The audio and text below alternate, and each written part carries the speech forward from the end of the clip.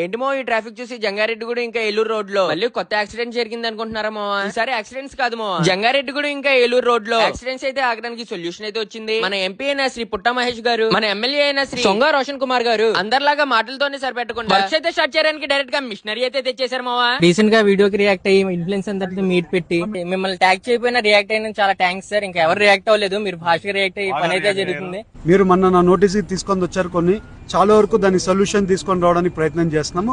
ఇవాళ ఈ రోడ్ పనులు స్టార్ట్ చేసాము, జంగారెడ్డిగూడెం ఏలూరు రోడ్ స్టార్ట్ చేసాం.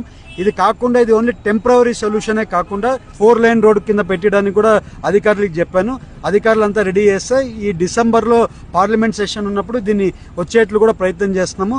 ఈ పార్లమెంట్ సెషన్ లో ఇది ఒక 4 లైన్ ఏమైనా అప్రూవల్ చేసుకోగలుగుతామంటే ఇంక దానికంటే పెద్ద అచీవ్మెంట్ ఉండదు. మన ఎంపీ గారు ఏం చెప్పారంటే జంగారెడ్డిగూడ ఏలూరు రోడ్ కి అయితే ఓ పర్మనెంట్ సొల్యూషన్ అయితే తెద్దామని డిసెంబర్ లో జరిగే పార్లమెంట్ మీటింగ్ లో ప్రెసెంట్ రోడ్స్ అయితే వేయడం ఒకటే కాకుండా డిసెంబర్ లో జరిగే పార్లమెంట్ మీటింగ్ లో నేషనల్ హైవే కింద 4 లైన్ అయితే తెప్పిద్దామని అయితే అన్నారు. అదే కాకుండా బుట్టాయిగూడెం శ్రీనివాసపురం లక్కవరం రోడ్స్ అయితే సంక్రాంతి లోపు ఫినిష్ చేపించేద్దాం అన్నారు.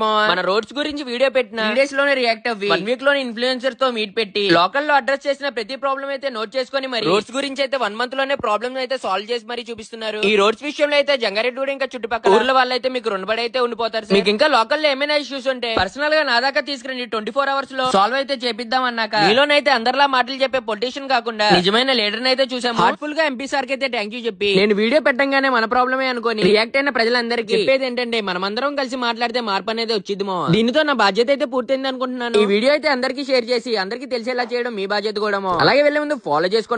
నెక్స్ట్ వీడియోలో కలుసుకోవాలి కదా మనం.